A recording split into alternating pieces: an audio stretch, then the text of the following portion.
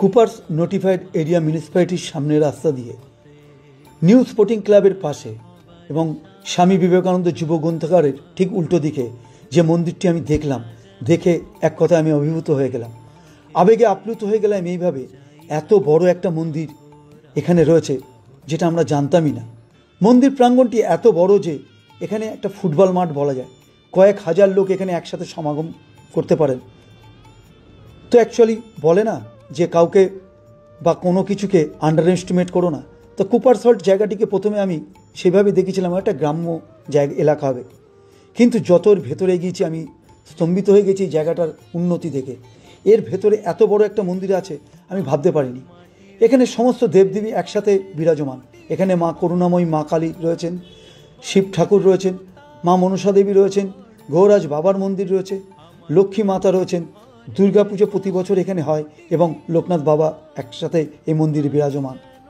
সমগ্র ভাদ্র মাস জুড়ে এই মন্দির অনুষ্ঠান হয়, এখানে খাওয়া দাওয়ার ব্যবস্থা করা হয়। মন্দিরটি স্থাপিত হয় 1950 সালে। এর পুনর্গঠনের কাজ শুরু হয় 2009 সালে এবং নতুনভাবে মন্দিরটিকে ওপেন করা হয় 27 ফেব্রুয়ারি 2012 সালে। রড় রামকৃষ্ণ মিশনের স্বামী কৈবল্য স্বামী নন্দজি মহারাজ এই মন্দিরটি উদ্বোধন করেন। আপনারা এই মন্দিরে যদি আসতে চান তো কুপার সল্ট স্টেশনে নেবে অটোতে বা টোটোতে করে এখানে আসতে পারবেন, বা রানাঘাট থেকেও আপনার টোটো বা অটোতে এই মন্দিরে সহজেই আসতে পারবেন। রানাঘাট পুলিশ স্টেশনের আন্ডারেই কুপার্স ক্যাম্প পুলিশ ফাঁড়ির আন্ডারে এই জায়গাটি রয়েছে। তো আমি এখানে এসে সত্যি অভিভূত হয়ে গেছি যে এত একটা বড় একটা এখানে একটা মন্দির রয়েছে যেটা আমরা জানতামই না।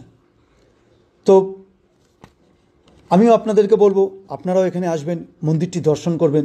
যে কোনো একটা শীতকালের একটা বেলা আপনারা এখানে কাটাতেই পারেন এবং আপনাদেরও ভালো লাগবে যে মন্দিরটি দেখে বা মন্দিরটি ঘুরে।